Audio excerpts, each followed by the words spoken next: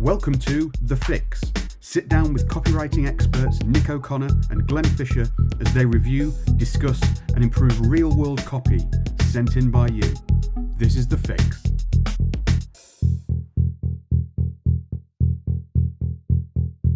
Hello and welcome to another episode of The Fix. As you can see, I am by myself this week. It's very sad. Nick is on holiday down in Devon. I believe he's staying in a camper van that he purchased, a fancy one. That's pretty cool, and I might try and rent one day from him. But he's left me alone. So I thought I would take this opportunity to handle a challenge, because we've still got a few challenges outstanding. And the first one I came across was actually has loads of stuff, and it kind of it's something I am quite keen on exploring, so I thought I would handle that. So I will get straight to it. I'll read the challenge. It says, my name is X. I'm a copywriter and strategist based in X, who recently signed up to your newsletter. I'm enjoying it and finding a great deal of value in it. That's great news. He writes, or she writes, would give it away. It is he. I'm assuming it's he. It's quite a male name. But it says, I'm struggling at the moment to self-edit. The ideas come and I'm able to articulate and distill them into copy I'm happy with, but feel it could be better. When it comes to time to have another look over, my mind goes blank and my eyes glaze over. I give myself ample time away to clear my mind and refresh my perspective, but I just can't get back into it easily at all. Do you have any advice or tips?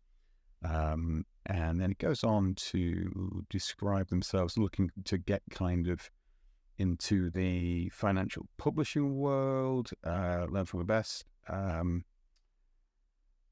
they're young, new, just started, and looking for the first job.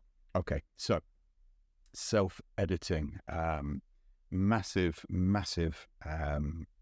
skill and ability to learn, to practice, to hone over your copywriting career. The good news is, as you get better at it, and as you are disciplined and do it more often, the need for it becomes less and less. You will write naturally in a more clipped style. You will edit as you go along, and it will become more inherent. However, to get to that stage, you have to practice, and you have to do a number of things. I think, in my own personal experience, it's different for everyone. But in my own personal experience, there's a few things that you can do. So I've made some quick notes to help me prepare. First of all, before you write, there's 3 stages actually to writing any piece of copy. There's the, and only one of them, swearing now, only one of them involves actually writing. The first stage is always researching and preparing. Okay, if you don't do that, if you just go straight to writing, you're going to create more work for you to edit. You're going to end up editing more, and the need to self-edit will be much greater. So the first thing before you write anything is to just make sure you're doing your prep, you're researching. That's incredibly important. If you've not already signed up for the Fix Accelerator, seen Nick's masterclass on research, you need to watch it. It's so fundamental, and it's something that everybody skips over and ignores. But the more research you do as a copywriter, the more successful your copy will be at the end. So you need to do the research. I'm kind of skipping over these bits because I'm going to get to the editing bit. But it does all link, so it's worth saying. So you need to research. Once you've researched and got, once you've researched and got all the information you need to prep, you need to draft out. One of the ways I like to do that, depending on what I'm writing, but ultimately the same methodology for everything, whether it's a small blog post, an article, or a report, maybe a piece of content, or whether it's a long copy sales letter, looking at 10,000 word video sales letter script, or a big user log or something like that. Whatever it is, I try and draft out to some element what I'm going to write. And the methodology I use, I guess you could call it like contents paging. That's certainly what I call it and reference it as. But all you're doing here, however big or small, is just giving you little subheads that outline, like you would a contents page in a book, little subheads that direct you where you need to go. So if you're working on a small blog of, let's say, 1,200 words, I'd usually find that you need about 4 sections within that. So you'd need 4 subheadings. So each little section, each little kind of 300-word section is going to have its own subhead. So I'd literally draft out, what do I want to write in that thing? So let's say I'm writing a content piece about make it easy for myself, 4 books that you should read as a copywriter. Each book will have 300 words that kind of explain it. So I'll have a little intro, so I'll just write intro, which will get me in there. I'll have first book and why as my subhead, second book and why, third book and why, fourth book and why, and then finish it off. So I know roughly the structure of the article. If it's a longer sales piece, I might use a copywriting exercise. I might go through all the objections that someone would have, and I will use each of those objections, turn them into a benefit, and that will help me structure that. But I'll do that work first before I've written any actual copy, because then I can see where I'm going. Then I know I'm going to have to edit less later on, and that's why you do that. So do that first of all.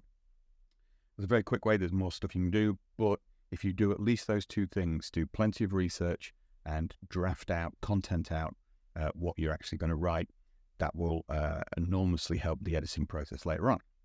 Once you've done that, you go to the writing itself. As much as possible, there's a million things that we've recorded, spoken about, and other people go on about all day that you can talk about how to write in a more effective way. So I'm just going to skip that, but you get the main content, the main words down on the page, and you write. One piece of advice: if you've done the research, if you've done the prep, this will help, but you want to write as unencumbered as possible. Like, you want to write as freely as possible, so you can just go. You don't have to be like referring to what's that number, what's that specific fact. It needs to be in you, and you need to write it, and you need to be in the moment, and you need to be really down on the page doing that. So if there's something stopping you, if you're having to go away and go, oh, actually, I don't know that, I need to figure that out, that means you're not done enough research. Or if you have done the research and you need to do the kind of 2-tier research where you go back and research a bit, just skip that. Just keep writing. So just write as freely as possible. Then we come to the third part. So you've got the research and prep is the first part of writing any piece of copy. You've got the actual writing. That's the second part. And then the third part, self-editing. This is the editing process. Now, obviously, one of the best ways to edit anything is to give it to someone else. If you do that, fine. But we're talking about self-editing, and that's the challenge here. How can you improve your own editing process? So, first thing, and the reader who highlighted this pointed it out, they go away from the page. That's a really good thing to do. To go away, let them eat rest, I call it.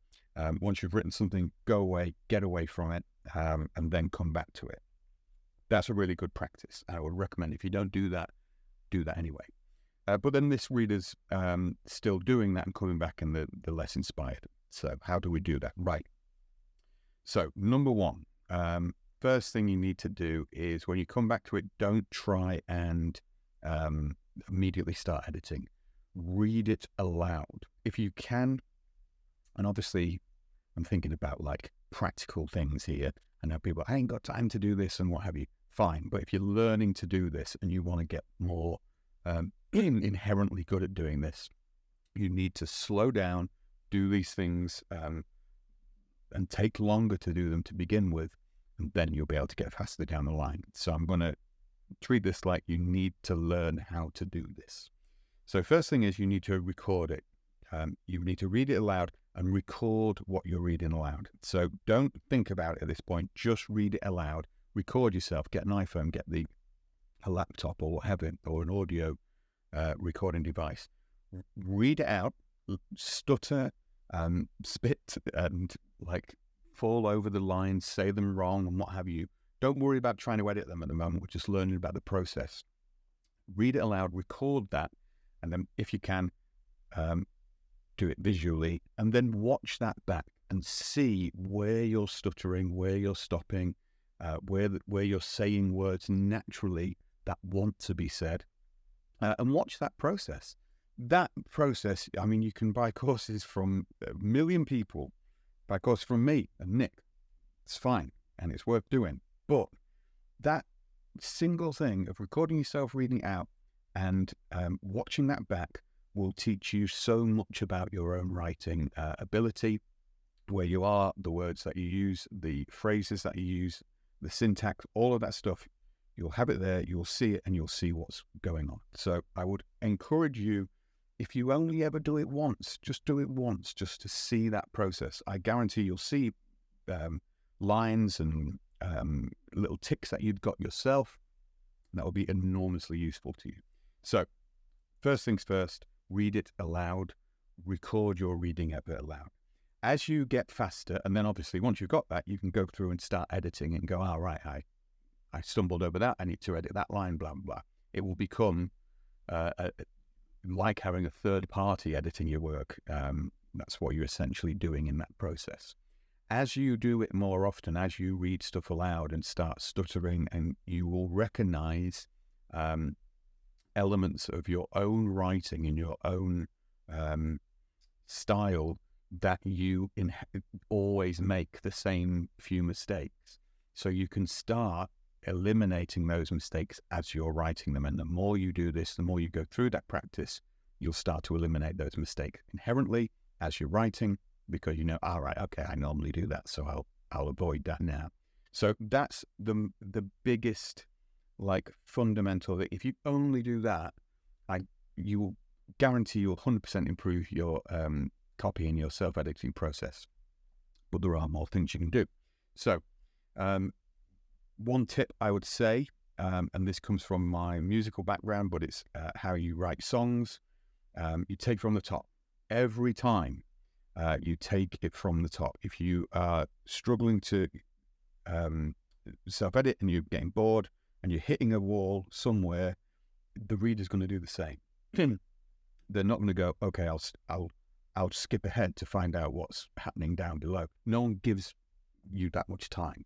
It has to be, a piece of copy has to be a constant flow. It's why I'm obsessed with rhythm, and you'll always hear me going on about the actual rhythm and flow of sentences. Because it works like a song. If something stops, if there was, imagine listening to a Beatles song and all of a sudden in the middle of it, it's all melody and fun, and then there's just a screeching wall of noise, you would stop listening to that song. That would be like horrible. You'd be like, no, I'm not listening to any more of that. I'm not waiting to see if this 3-minute noise gap in the middle of Here Comes the Sun or whatever is going to like dissipate. You are stopping listening to that song, and it's the same with copy. Maybe not as an extreme, but it's small little minor errors where you go, okay, I've stuttered there, I'm not going to read on, I'm getting bored. So you need to make it flow as possible. The only way you can do that is to start from the beginning every time. So when you then you'll be editing your work, you'll go through it, you hit a pause and you go, all right, I've hit a pause, I'll do the edit, make it flow onto the next sentence, and then start fresh from the beginning, okay? It's longer to begin with, and it will take you longer to write this stuff and edit this way, but eventually you'll start getting faster and faster. And because you do the work now, you won't have to do as much work later on. So start from the top, every time, flow through. I always tell the same story because I remember it so vividly. One of the first long copy sales letters I wrote that worked. I read it through in such a flowing.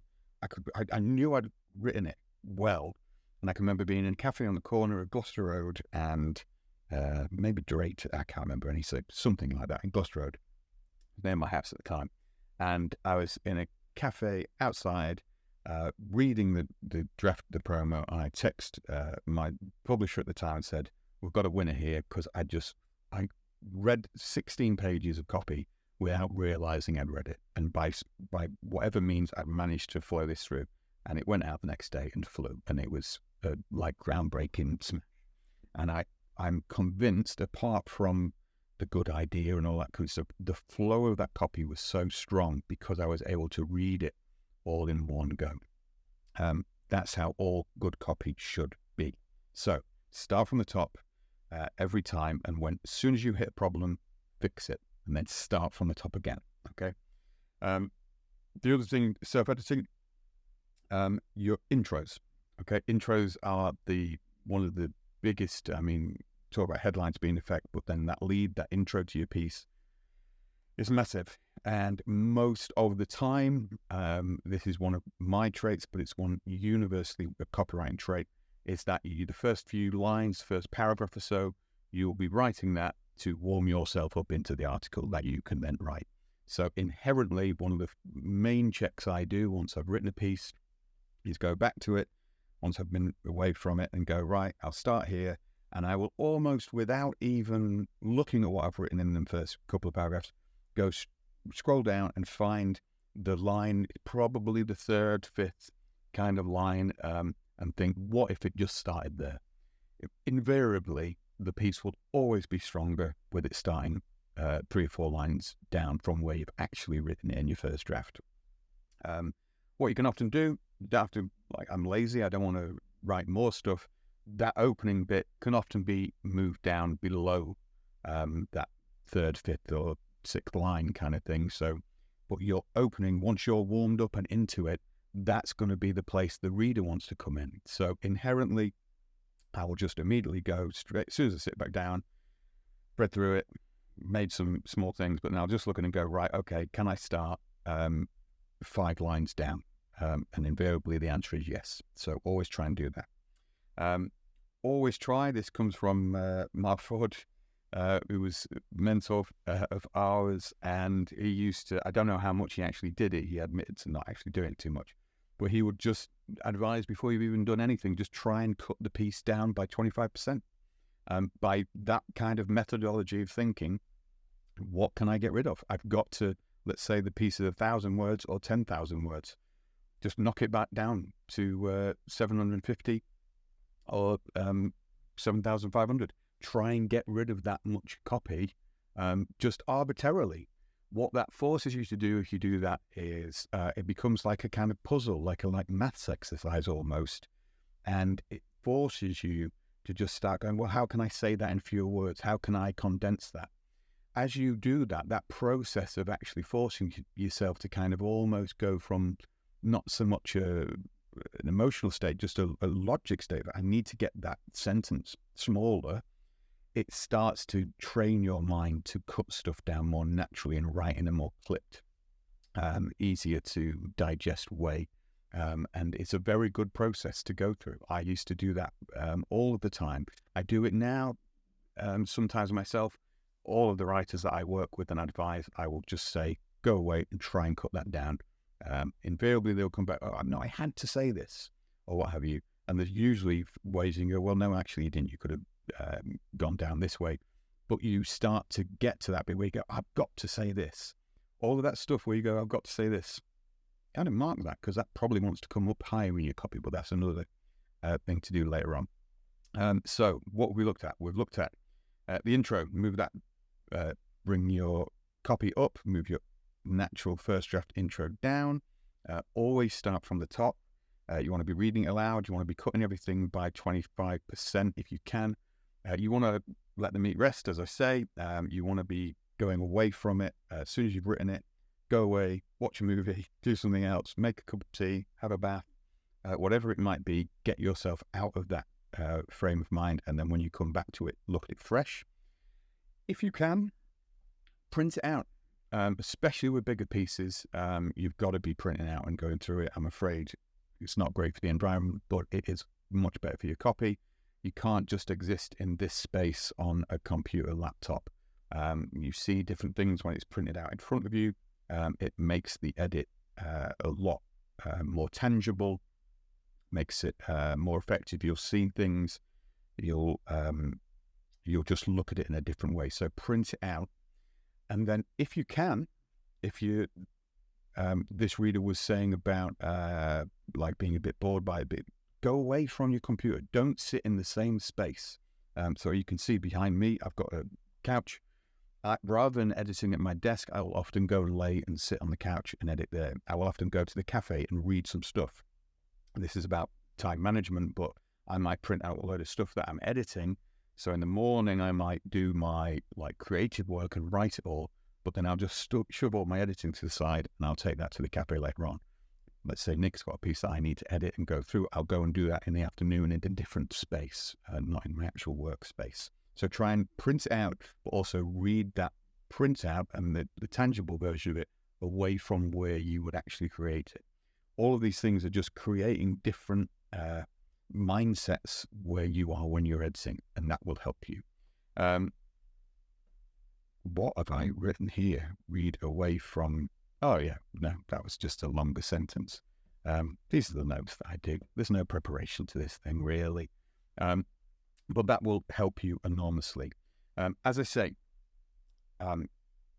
if you can, read it aloud to someone else or record it. But ultimately, we're talking about self-editing here. And by the way, don't get me wrong, I love myself. I love my copy. I love my writing. I read myself and I'm constantly amazed that I wrote this. I'm like, wow, who the hell am I? I didn't realize I could write stuff like this. So that's kind of good because it kind of gives you self-confidence in your copy. But it's also be aware that makes it very easy for you to be like, oh no, I'll keep that. Oh no, I'm a genius. I've written this thing. I'm very aware of the fact that I'm amazed by the fact I've written stuff. And therefore I realize that I identify that as a weakness of myself, that I need to make sure that I need to get away from the fact that I've written it. That's why I print out. That's why I read it aloud. That's why I record myself. That's why I'll read it aloud to Ruth and say, can I get your opinion on this? I'm trying to get it away from me because I am a self-admiring maniac. I don't like that fact, but it's just who I am. Part of self-editing and part of understanding where your weaknesses are is understanding yourself and understanding if you do this thing all the time, make a note of it. Have a little list on the side of your thing. If you always get certain things wrong in your editing, make a list and then do a cold emotion list then where you go through and go, right, have I done this thing again? Have I done this thing again? Have I done this thing again? It's very easy as writers to be like, oh yeah, that's impressive. I've done a nice turn of phrase there. But you've got to kill your darlings. We've all heard the advice. That stuff is dangerous. So you have to try and get the self part as beaten down as possible and say, no, I'm going to look at this as coldly and in as different a light as possible. If you can do that, imagine it's someone else's writing. That will probably help you. So be aware of that. As I say, I'm a lazy person who likes their own writing. So that is a recipe for disaster. But the fact that I've been able to be quite successful at this is proof that if you follow these things and do all this stuff, you will eventually find a much more competent way to self-edit, and you will then inherently start writing in a more or a style that requires less editing. Never give up editing. You always have to do some. But you've got to do the early years. You've got to go through it and do all this stuff. Nick and myself, for like a decade, have sat in rooms and just had our work smashed to pieces by people. And we've done all of these things that we preach and suggest you do. And only through time and through doing it over and over again and having the discipline does it become a bit more inherent. So you have to go through the time. But if you do all those things, hopefully those tips are useful and they will get you up to speed much faster. So remember, to summarize, make sure you research and draft out first before you write anything, because that will affect how much you have to edit on the other side. When you're writing, try and write as unencumbered as possible. Try and remain in the flow of the writing itself, because that's where the musicality, the rhythm and all that natural stuff comes. the authenticity, the compelling nature of an argument that you're making, all comes when you are unencumbered, just writing and doing that stuff. I don't know why I've said the word unencumbered so many times during these videos, but that's the part. Then when it comes to editing, print it out, read it out, record it, cut it with as dispassionately as you can. Like, look at it from a very dispassionate, emotionless place. Just cut that copy and get it down as much as you can first of all. Then think about, how can I excite the intro a little bit? How can I clip things? How can I drop exclamation points through it and little sentences and all that kind of stuff? That's where you do the finessing and what have you.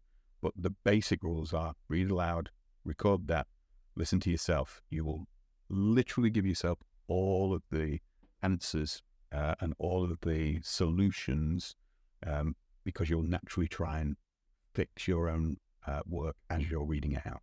So do that and you should be in a better place. There's loads of other stuff I'm sure not covered, and it's a thing that we'll cover again, but hopefully that's useful. We will be back with Nick again next week. In the meantime, if you've got copy for us to review, send it in, feedback@thefixcopywriting.com. We'll look at some copy. We've got stuff coming in at the moment and some stuff lined up. And while I'm on it, you're probably watching this. FixFest tickets are now live again. We only have a handful left.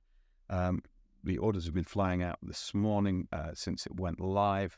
As soon as they're gone, they're gone. So if you are not signed up for FixFest yet, go and check it out.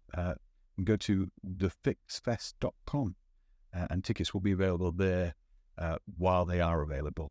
As soon as they are, if you go there and it says sold out, then it's sold out, unfortunately.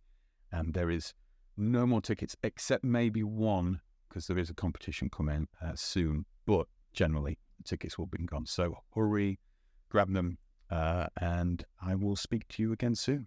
Goodbye. If you enjoy The Fix and want to get access to even more good stuff, join the Fix Accelerator today. Get access to special masterclasses from Nick and me, watch expert interviews with industry legends, join live copy feedback sessions every week, and get connected to our very own private copy network. Visit thefixaccelerator.com for more information.